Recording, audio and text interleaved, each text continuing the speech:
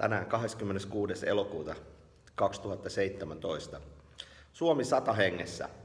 Eli paljon on puhuttu, että jokaisen pitäisi jotenkin osallistua tähän Suomi 100 juhlavuoteen, niin ajattelin kantaa tänään omalta osaltani korteni kekoon ja haastan tietenkin samalla kaikki muut. Eli tavoite on just nyt tänään, tällä hetkellä, lähteä polkemaan 100 kilometrin fillarilenkki. Katsotaan miten käy.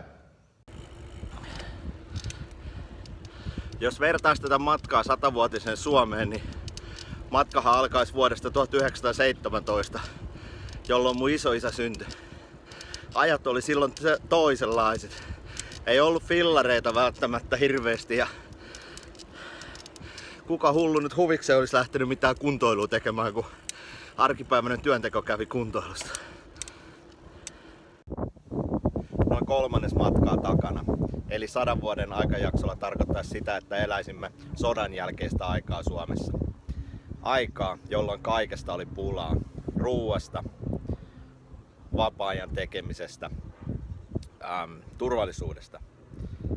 Tänään elämme aikaa, että ainakin kaikille riittää harrastusta ja tekemistä. Jotkut jopa kilpailee näillä asioilla ja ruokaakin näyttää olevan ihan riittävästi.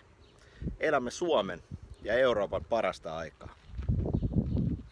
Eteenpäin.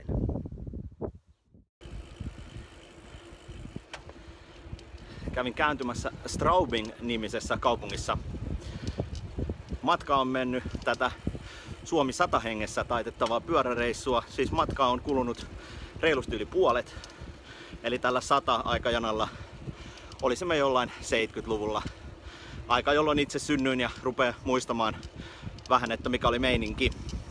No meininkihän oli silloin aika pitkälle sitä, että lähinnä poliittisesti katsottiin itään päin ja ihmeteltiin 70-luvun värejä.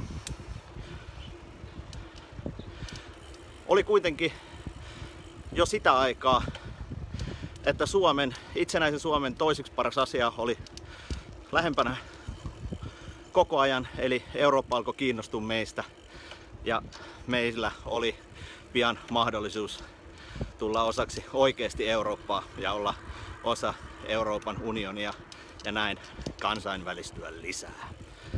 Ja matka jatkuu. Tonava, sinun voi luottaa. Olit täällä kun lähdin ja olet täällä vieläkin.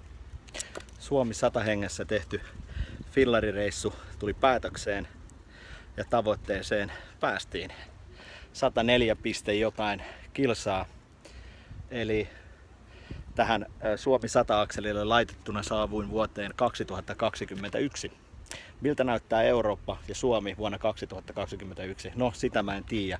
Toivottavasti rakennetaan sitä yhdessä ja tehdään siitä hyvä. Sillähän me ollaan päästy tähänkin hetkeen. Sillä koko meidän itsenäinen Suomi on rakennettu.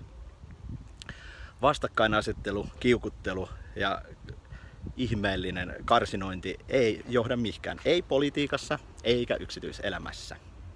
Niin, ja kuten alussa oli puhetta tuolla kellarissa lähtiessä, niin tämähän oli oikeastaan haaste. Eli tee jotakin 100. Tee jotain fyysistä 100 kertaa, litraa, metriä, mitä tahansa, lämäriä, rankkaria. Tee 100 jotakin fyysistä. Laita se jakoon, laita asian kuuluvat hashtagit. Näillä mennään.